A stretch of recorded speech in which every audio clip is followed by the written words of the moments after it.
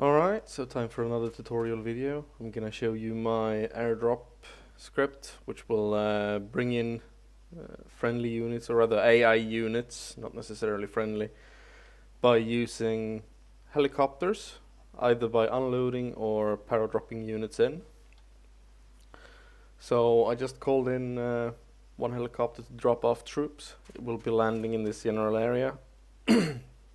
And it will unload 2 groups of 4 when it does get here. The helicopter that comes in is fully manned. The crew, you have a pilot, co-pilot, and as this is a Ghost Hawk, it also has the door gunners. That is all automatically done in the script. So if you have an armed helicopter, it will come in with a full crew. And once it has dropped off its units, it's gonna the units are gonna run off to their 2 designated waypoints. The first one is more or less a move waypoint, so they're not gonna move towards it, while the second waypoint, or rather the last waypoint that they get in the code that is being called, they will be on a search and destroy mission, and then they'll get 5 random waypoints to search around, so they'll stay on the move whenever they reach their position. The first group that jumps out should be setting up sectors. This doesn't seem to work every single time, but yeah, you have at least the team leader there. He's setting up his team there to watch sectors. And the helicopter is flying off to its egress point, where it will then despawn. And now that second team that set up security is now moving as well. And if we bring up Zeus, we can call in the next bar with the paradrop while we're waiting, or rather while we're looking at this. So you can see that this first group, they have their move waypoint over here. Same goes for this team. And then their sad waypoint is here. Their search and destroy waypoint would be that one, and around that it has randomly generated some waypoints in the general area, and same goes for this team. Alright, I can already hear the paradrop bird. There we go. So the same thing, but it's not gonna land and unload troops. It's gonna drop off units, and they'll open up a parachute when they get close to the ground, and they will land, and they will work in the exact same way. They're going to move towards waypoint 1 and then waypoint 3. Oh, sorry, waypoint 2. Alright, so they've landed. Now they're going to move to a little waypoint of their own to begin with. Let's remove these other AI that I have here to lessen the chance of confusion. There we go. So yeah, these are now moving towards the first waypoint, and then they're gonna search and destroy in that general area. Now this one is a little bit different. It's gonna unload troops in the same way. The units are gonna behave in the same way. However, instead of flying off to just egress and despawn, the helicopter will be on a search and destroy mission after it has unloaded its troops. So whenever it decides to land, because we know AI are professional helicopter pilots, they take about 1.5 minutes to land. We'll just have to bear with it. Let's speed up time a little bit. So when a helicopter like this is coming in, the gunners are set to defend only. So if they get engaged, they would fire back. At least that's how they're set up. And for the most part, they seem to do it, or rather, they tend to behave that way as well. But as soon as it has dropped its troops and it's on a search and destroy mission, it is gonna open up at will on target, and it's gonna. Let's just bring up Zeus to make things easier to understand. So, oh shit, sorry. I moved the helicopter. So anyhow, it has a search and destroy waypoint. Now, since I ended up moving it, it's a bit further off than it was originally, but never mind. So it has a search and destroy mission all the way over here. So it will be hunting enemy units as it finds them. Let's just place a few to show you. Let's see if it's going to open fire. There you go. So now it's firing at the bad guys down there. Quite horrible aim, but that's how one would prefer it. You're not usually very accurate with those guns in the move. So yeah, that's what you can do with the script. It's a great way to reinforce it's a great way to reinforce like enemy forces and so on. So now the question is, how do we set it up? Right, so in order to do this, let's take our guy. Let's go somewhere else. Let's go here. And next thing you're going to do is download the script down below. You're going to enter your mission folder. And I prefer having a scripts folder. And then you place the Neki airdrop script here, the folder in here. And then you have the two files here. The main script and the settings file. So opening up the settings file. Here you have first off some general settings. Here's a rendezvous command for paradrops. I hope that would work better, but it doesn't seem to work too often. So I tend to keep this to false. But it's whether AI should rendezvous after a paradrop. So the group should meet up. They get a waypoint, so that should where they should meet up before they move on to their first waypoint. It is kind of edgy.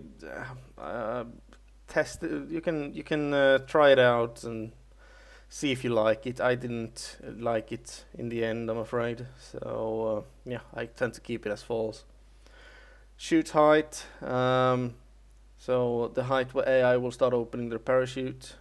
So I have it set to 60 meters here. If you have it set to higher, so let's say you put it to 150 meters, it's gonna look kind of awesome because they're quite high up. But since AI are AI, they aren't really quick at landing. They tend to go down in a rather slow pace, and then the wind tends to drag them way off target. That's why I have them to open the parachute fairly close to the ground. Next is waypoint distance. So this is the size of the area to search around when reaching the final waypoint for units. Maybe I should make that clear. There we go. So up to 150 meters is the size of or rather that's the spread of the waypoints they get on the search and destroy waypoint. Next we have skill variables. I don't think you're gonna need to touch this too much, but this is the settings that you can mess about with that are AI skills. So how fast they should be aiming, how accurate, how shaky they are. But you can put things in here, you can remove things from here if you want to. You might need to read up a little bit on this link to sort of understand it. This one should probably be all the way up there, but never mind. So yeah, I don't recommend changing it unless you're somewhat experienced with the coding in Arma. Next we have the side default or rather side specific settings. So first off, blue for or west if that's more common to you. So the first thing is to select AI types, and to be honest, the first one is actually heli class, the class of the helicopter that's coming in. If this is the default one, you can override it when you call the code later, so that's fine. No need to worry. But the default one here is a black or a ghost hawk armed. Next we have pilot classes. So I only have one in here, but you can have several. If I put an up for looking pilot in there, it would randomly select one of the two. If you want to change the actual pilot. Same goes for the crew. This is a variable for the GUL clan. So if there are any GUL members watching this, removing that and adding / there will make this whatever enemy faction you're fighting against. Next we have unit types if you want to set them up manually. This would be for any non-GUL clan or person, to be honest, unless they have some other global variable. So yeah, the first two are team leaders. So you have a blue 4 soldier squad leader, blue 4 soldier team leader. I want to recall that I had it, that it mentioned that somewhere. Did I remove that? Am I that stupid? No, sorry, it says it over here. The first two are team leaders. So yeah, these are the units that will be put in the helicopters for a paradrop or for insert. And you can add and mix with this. For example, if you want it to have a lot more automatic riflemen, you can just copy paste. Now it's 2 times more likely that it's gonna spawn an automatic rifleman. And if you want to remove something like the grenade launcher guy, then you can do that. Next, pilot skill, crew skill, and the unit skill. So the pilot skill is obviously how well the pilot can spot, aim if he has, for example, a wildcat that he's firing with, shake and all that stuff. So the first one, 0.3, is the aim speed, aim accuracy 0.25, aim shake 0.3, and so on and so on. And then you have the exact same thing for crew, so door gunners and co-pilots, and the unit skill. So these are the skill of the units that are being dropped off the helicopter, inserted or paradropped. Skill ranges from 0 to 1. 0, if you put 0, that's going to be pretty much retarded, as it says there. And 1 is more or less super AI. They're going to be super accurate and really quick and all that. And then you have the exact same thing for op4 and independent. So that's all the settings. I can just mention this quickly. The default one for an op4 is an Orca unarmed. And the default one for the independent is a Hellcat unarmed. Right, so next let's just jump into the script, the main script. Sorry, let's open it the correct way. Airdrop.sqf, let's open it up. So let's create a piece of code where we have where we insert some blue for units. If you're gonna use it for a headless client and so on, you need to execute this in the correct place, I suppose, unless you are very knowledgeable with how to use it. For example, GUL need to execute this piece of code in badguys.sqf. If you use this code in a trigger, it's gonna be on server side most likely. Moving on. Let's take this code up here. This is more or less to try and explain every single command that you have all the way. Let's put that one over here. And the first parameter is the side of the heli crew. West, blue 4, east, op 4, or independent works fine. I suppose I should have slash here instead, makes more sense. See, improving things as we go. Right, so what side do we want? I wanted blue 4, so let's type blue 4 there, just like that. Heli type, if I want to overwrite the default heli type, for now let's not do that, so I'll just type nil. Boolean, whether the heli should go on a search and destroy task after unloading troops. True equals search and destroy. False equals egress and despawn. So let's type false right there. Next, select whether the heli will unload or paradrop. So if I type unload in quotations, it will unload, it will land and unload, and if I type paradrop within quotations, it's gonna paradrop units. So let's go for an unload this time. Next, spawn position for helicopter can be XYZ coordinates or a marker name. So let's use a marker just for because it's easier generally. You rarely need to use coordinates, but if you want to, then there it is. Let's call it mark 1. Let's make sure to put that in the editor as we're on it. So let's have it spawn over there. I recommend you have at least a click, maybe a click and a half between your ingress and your target location. Otherwise the AI might not have time to spawn, especially if it's a big helicopter. If you have a Chinook or something of the like, then it's gonna have trouble fitting all the units before it lands.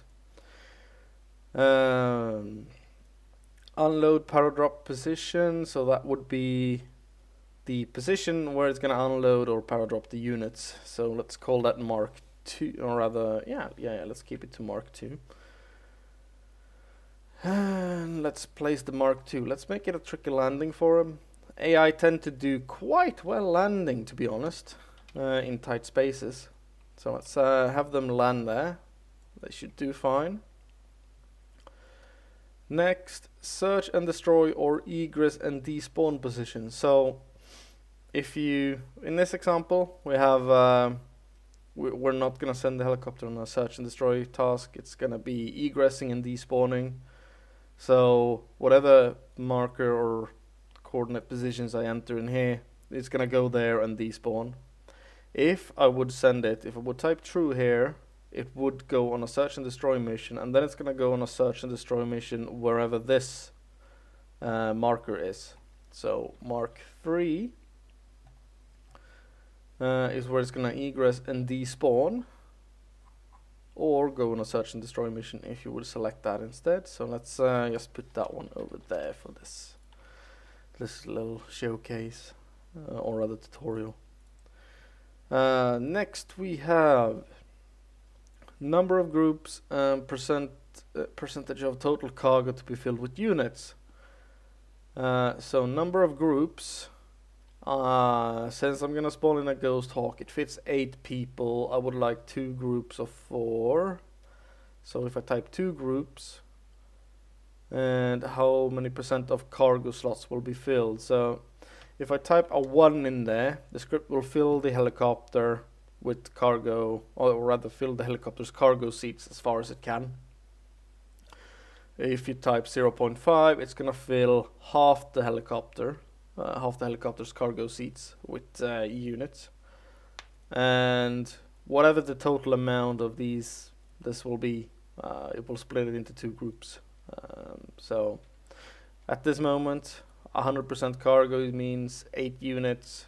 That means 4 units per group. If I would type 0.5, you will have 4 units split among 2 groups, so that means 2 units per group. Let's keep it simple. Next we have unit waypoints to follow when disembarking. Last waypoint is a search and destroy waypoint. Yes, that's correct. So first waypoint, let's call this mark waypoint 1. Let's call the second one mark waypoint 2. Now you don't need two strings in here. You can have it like that, and it's going to go on a search and destroy mission right away. You can have several waypoints, and then the last one will automatically be the search and destroy. So that's all up to you. And now we have successfully made a piece of code here that we're gonna copy, and we're gonna jump in here, and just to make things easy, you can have this on a trigger, any normal trigger. For example, blue for once present when in the trigger and so on.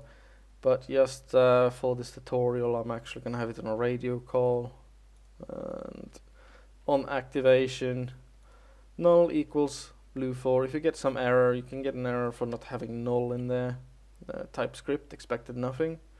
That means you need to put null equals in there. You need to have that in init lines and triggers when you're executing code. So a blue for helicopter will spawn in a default helicopter from the settings file. It's gonna be egressing after units have been unloaded. It's gonna unload troops on the ground, rather insert them on the ground. It's gonna go spawn at marker 1. It's gonna unload units at marker 3, and it's gonna egress to marker 3 and despawn there. It's gonna be 2 groups, full cargo. So full cargo split among 2 groups. And the units are gonna go from mark waypoint 1 to mark waypoint 2. And I need to place those markers as well, of course. So let's place mark waypoint 1 right there, and let's place mark waypoint 2. Actually, let's move it there, in the mess. Now. So Radio India. I can just preview this, and we'll call in the helicopter. Presuming the loading screen isn't too long. There we go. So India, calling it in right away. I'm gonna accelerate time a little bit, and we'll see when it arrives. Should probably hear it soon. Yeah. Oh, there it is. Actually saw it before I heard it. So coming in, maybe that means I should increase the audio on my end. You're supposed to land over here, right? Let's double the, or rather accelerate time a little bit. So come on now, AI, I know you can do it. There we go. Oh, be careful with that building. Jeez. Oh, it would have been easier if you would have turned the helicopter a bit, but if you're fine with that, I don't mind. It's it's a tight fit. Alright, units don't seem to like it being such a tight fit. Yeah, that happens at times. They don't quite know where they should go, but now they do. No, that's just me. Don't need to shoot me. Alright, so I'm somewhat confused to what we're doing here. Running like Muppets, but I think this last group here went inside there to set up sectors, which is quite retarded. Anyhow, yeah, we have inserted units. So it worked just fine. Now, if we decide to go somewhere else, actually no, let's keep it to the same place. No, sorry. We're gonna move everything to somewhere else. Let's put us all the way. Let's put us in Freeney. And we can have the helicopter spawn in over there. Let's not be too far off, to be honest. Mark waypoint 1 and mark waypoint 2. So I'm thinking we're gonna have the helicopter come in from the east and, excuse me. Man, my throat is being annoying. Moving on. I wanted to paradrop units over here. Might be wise to drop them off all the way back here, to be honest. So let's do that. And then I want the helicopter to go on a search and destroy mission. So what we can actually do it like this. This will probably make it more fun to watch. If we put my guy there and we put a couple of CSAT fire teams in here. Just minding their own business. Open fire, engage at will. Behavior, anything. Right, so let's take 2 groups. There we go. That should be fine. Could actually change that there. There we go. There we go. Okay, so mark waypoint 1. They're gonna try and rush it to that waypoint more or less, and then they're gonna calm down a little bit. And mark 3 is gonna be a search and destroy this time. So we can go back in here. We can take our code and let's no. We're not gonna do that with a blue for big helicopter. No, sorry, never mind. False is gonna change to true, so that it's on a search and destroy mission. So parameter 3. It's gonna paradrop units, spawning at marker 1, dropping at marker 2, and then going on a search and destroy mission at marker 3. And the units are gonna move through the waypoints, the same waypoints as I used before, since I copied them. So now let's replace the code in here. There we go. And let's load through, and we get to see this in action. Alright, take 2. It's coming in with more speed now, so I'm trusting this, and guys are jumping out, so yes, I'm trusting this a lot more. And they're on their shoots. The helicopter is starting to turn around. Let's increase the speed and let's take a look at this. Alright, so we have 2 groups on the ground, and they're gonna start moving over here. The helicopter is on a search and destroy mission in this general area. Remember, time is now accelerated to 2 times regular speed, so it's gonna look a bit odd.